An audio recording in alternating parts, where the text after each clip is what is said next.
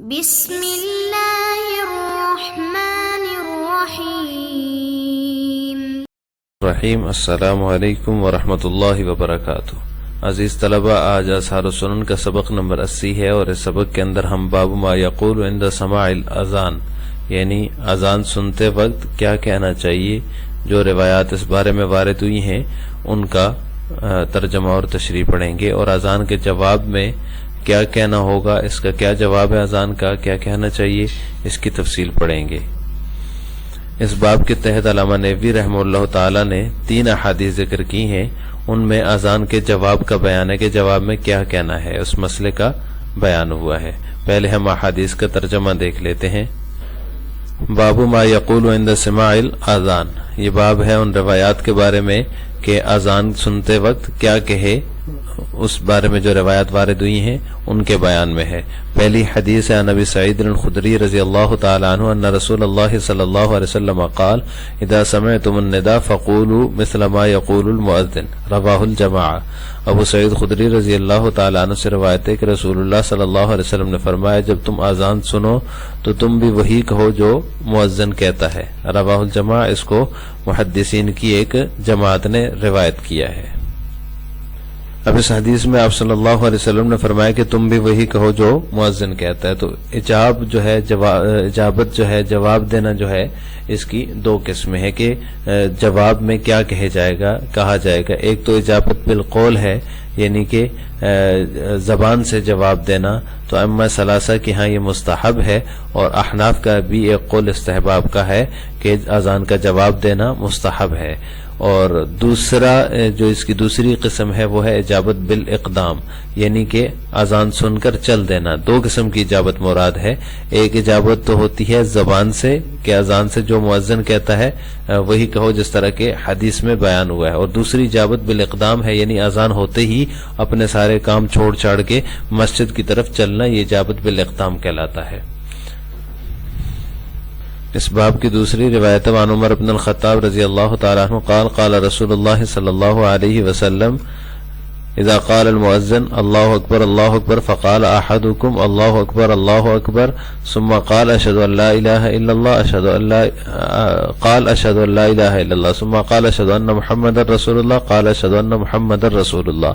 ثم قال حي على الصلاة قال لا حول ولا قوة الا بالله ثم قال حي على الفلاح قال لا حول ولا قوة الا بالله ثم قال الله اكبر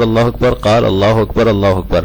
ثم قال لا اله الا الله قال لا اله الا الله من قلبه دخل الجنة، رواہ مسلم و ابو داود۔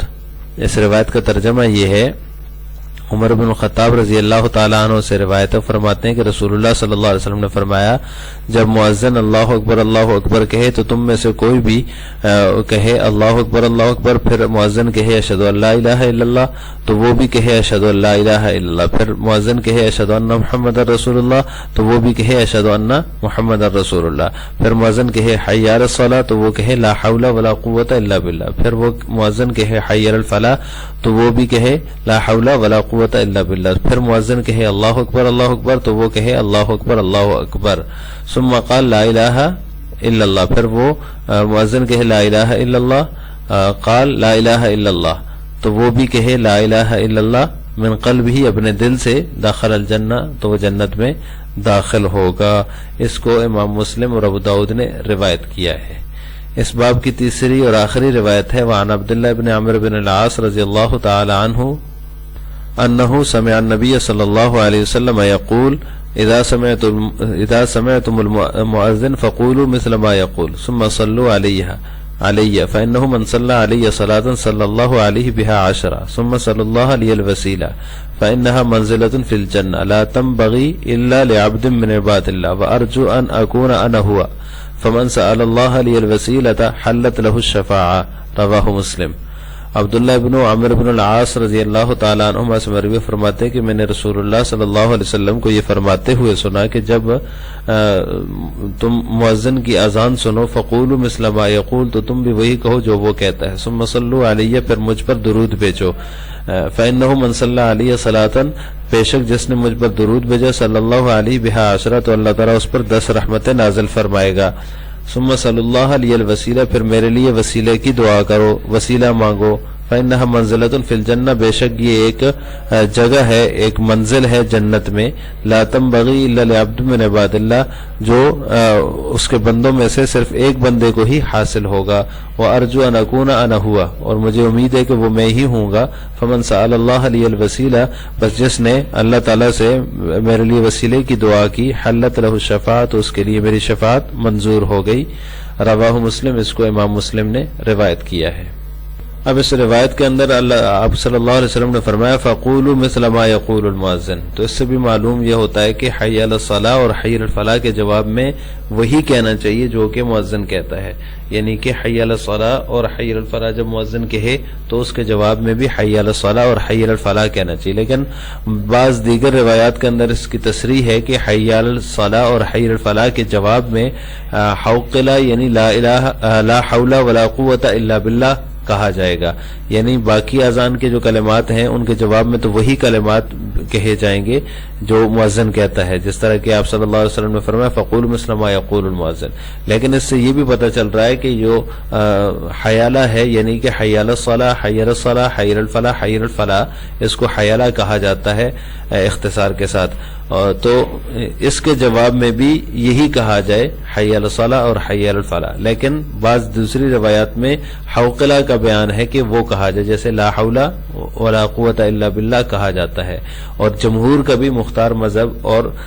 پسندیدہ مذہب یہی ہے کہ لا حول ولا قوت الا باللہ کہا جائے گا حی علی الصلاۃ اور حی علی الفلاح کے جواب میں، باقی اذان کے کلمات وہی ہوں گے جو مؤذن کہتا ہے۔ اب اس حدیث پر جو آخری حدیث ہے اس میں ہے کہ من صلی علیہ صلاۃ صلی اللہ بہا عشرہ، اس میں اعتراض ہوتا ہے کہ آپ صلی اللہ علیہ وسلم نے فرمایا جس نے مجھ پر درود بھیجا تو اللہ تعالیٰ اس پر 10 رحمتیں نازل فرمائیں گے، تو اس میں صلاۃ کی کیا خصوصیت ہے، یعنی کہ درود کی کیا خصوصیت ہے؟ یہ تو تمام نیکیوں میں کے اندر ہے، کیونکہ اللہ تعالیٰ نے قرآن میں فرما دیا من جاء بالحسنۃ فلہ عشر امثالھا، جو کوئی نیکی لے کر آئے تو اس کے لیے 10 گنا زیادہ ثواب ہوگا، یہ تو تمام کے اندر ہے، تو آپ صلی اللہ علیہ وسلم نے یہاں درود کے بارے میں فرمایا، تو اس کی خصوصیت کیا ہے؟ تو اس کا جواب تو یہ ہے کہ اشکال اس وقت ہوتا جب حدیث میں یہ ہوتا کہ ایک مرتبہ صلاۃ بھیجنے والے کو 10 صلاۃ کا ثواب ملتا ہے، جبکہ حدیث میں یہ کہ ایک مرتبہ صلاۃ بھیجنے والے پر اللہ تعالیٰ 10 صلاۃ نازل فرماتے ہیں، تو وہاں بھی اللہ تعالیٰ نے اصول بد بیان کیا من جاء بالحسنۃ فلہ عشر امثالھا، اور یہاں بھی اللہ تعالیٰ ہی اس کو 10 درود اور 10 رحمتیں اس پر نازل فرما رہے ہیں، تو لہٰذا یہ اشکال نہیں ہو سکتا۔ آج کے سبق کا خلاصہ یہ ہے کہ ہم نے باب ما یقول عند سماع الاذان کی 3 احادیث کا ترجمہ، تشریح اور اس میں جہاں ضروری تفصیل کی ضرورت تھی اس تفصیل کو ہم نے آج کے سبق میں پڑھا ہے۔ آخر میں آپ سے 2 سوال ہیں۔ پہلا سوال یہ ہے کہ کیا اجابت بالقول مستحب ہے یا واجب ہے، یعنی جو مؤذن کہتا ہے وہی اس کے جواب میں کہنا یہ مستحب ہے یا واجب ہے، اس کا جواب آپ نے کمنٹ باکس میں دینا ہے۔ اور دوسرا سوال ہے حی علی الصلاۃ اور حی علی الفلاح کے جواب میں کیا کہا جائے گا، کیا یہی کلمات اس کے جواب میں بھی کہے جائیں گے یا اس کے علاوہ کچھ اور کلمات حی علی الصلاۃ اور حی علی الفلاح کے جواب میں کہے جائیں گے، اس کا جواب بھی آپ نے کمنٹ باکس میں دینا ہے۔ السلام علیکم ورحمۃ اللہ وبرکاتہ۔